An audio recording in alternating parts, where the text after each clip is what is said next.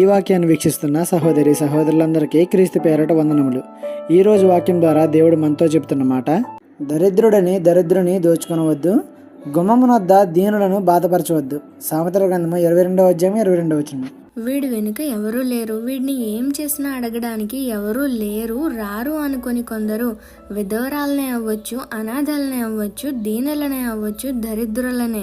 అంటే వాడు ఏ పని చేద్దామన్నా ఏదో ఒక నష్టం. ఇల్లంతా సమృద్ధిగా ఉన్నా అనుభవించలేని పరిస్థితి వాడిది. వాడి టైమే బాగాలేదనుకుంటే మళ్ళీ వాడి దగ్గర నుండే దోచేయాలనుకుంటారు, వాడినే మోసం చేయాలని చూస్తారు. అలాంటి వారిని ఇబ్బందికి గురి చేయవద్దని వాక్యం సెలవిస్తుంది. ఎందుకంటే వారి పక్షాన ఎవరూ లేరని మనం అనుకోవచ్చు, కానీ వారి పక్షాన దేవుడు ఉన్నాడు. నువ్వు వారిని దోచుకోవాలని చూస్తే నీ ప్రాణమును దేవుడు దోచుకుంటాడు. జాగ్రత్త. తెలిసినంత మట్టుకు దేవుని బిడ్డలమైన మనం అందరికీ సహాయపడాలి తప్ప ఒకరి నుండి ఆశించడం, దోచుకోవడం, మోసం చేయడం మనకు సబబు కాదని మర్చిపోకండి. ఈ చిన్న సువార్త పరిచర్యలో మీ సహోదరులు. God bless you. ఆమేన్.